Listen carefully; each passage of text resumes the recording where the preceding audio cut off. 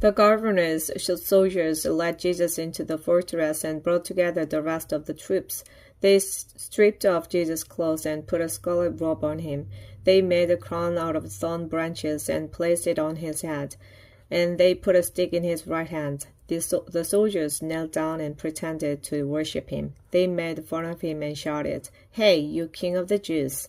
Then they spit on him. They took the stick from him and beat him on the head with it. When the soldiers had finished making fun of Jesus, they took off the robe. They put his own clothes back on him and led him off to be nailed to a cross. On the way, they met a man named Simon who was from Cyrene, and they forced him to carry Jesus' cross.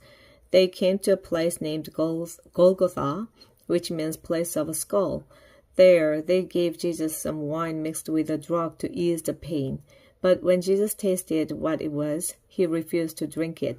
The soldiers nailed Jesus to a cross and gambled to see who would get his clothes.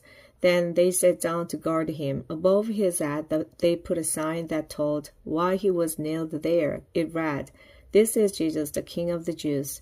The soldiers also nailed 2 criminals on crosses, one to the right of Jesus and the other to his left.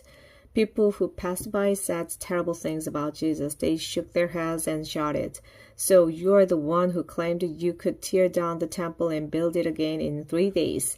If you are God's son, save yourself and come down from the cross." The chief priests and the leaders and the teachers of the law of Moses also made fun of Jesus.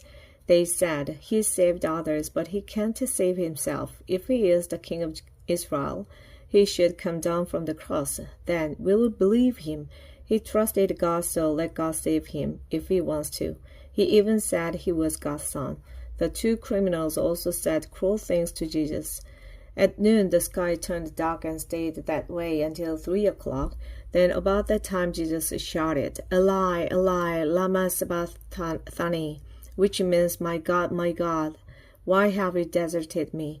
Some of the people standing there heard Jesus and said, "He's calling for Elijah."